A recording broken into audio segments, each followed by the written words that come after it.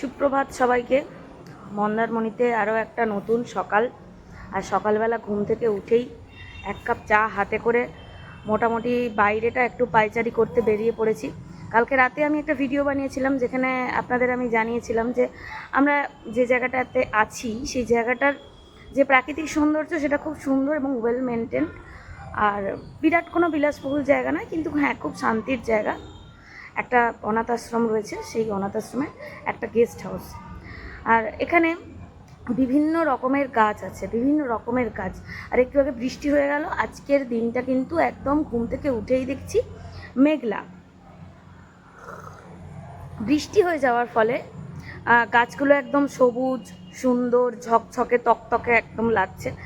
কিন্তু এখানে দুঃখ হচ্ছে যে আমার যে প্রিয় জায়গাটা, এই যে ঘাসগুলো দেখছেন, এই প্রিয় জায়গাটা এখানে অবস্থা খুবই খারাপ, পুরো কাদা কাদা হয়ে গেছে। ফলে এখানে যে নেমে মানে আমি একটুখানি শান্তি পাবো সেটা আর হচ্ছে না।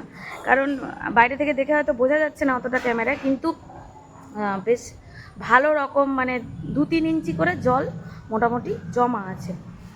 তো দেখুন, একটু ব্যাক ক্যামেরায় এবার যাচ্ছি। মন্দিরটা খোলা হয়েছে।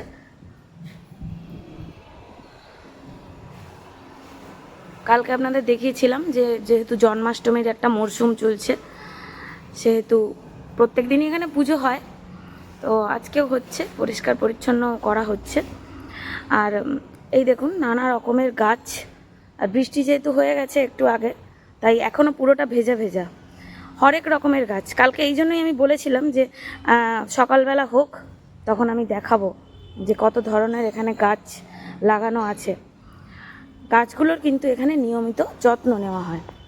হরেক রকমের ফুল ফুটে থাকে সকালবেলা, মানে উঠলেই একটা মন ভালো লাগার একটা বিষয় আর কি হয়ে দাঁড়ায়। এবং এই যে দালানগুলো দেখছেন, সুন্দর সুন্দর যে দালানগুলো, এখানে আবার কিছুটা জল জমে আছে, সাবধানে একটু পা ফেলতে হবে। আমার অ্যাকচুয়ালি এই যে গাছগুলো, এই গাছগুলো আমার খুব ভালো লাগে। এবং বসার জায়গাটা দেখুন খুব সুন্দর, মানে এই রকম আছে রুমগুলো, এখানে বসার জায়গাটা খুব সুন্দর। তো এই হচ্ছে পুরো গ্রাউন্ডটা। আর ওই যে সবুজ মাঠ, যেটাতে আমি বললাম আপনাদের যে শীতকালে যখন আসি তখন কিন্তু এটা বেশ ভালো লাগে, মানে ওখানে পা দিয়ে হাঁটার একটা আলাদা মজা আছে। কিন্তু এখন এত কাদা হয়ে গেছে যে ওখানে আর নামবো না। পুরো সবুজে সবুজে ভরা দেখুন একটা পরিবেশ, দুর্দান্ত লাগছে। আর এদিকে আমার চা তো প্রায় শেষ হতে চললো।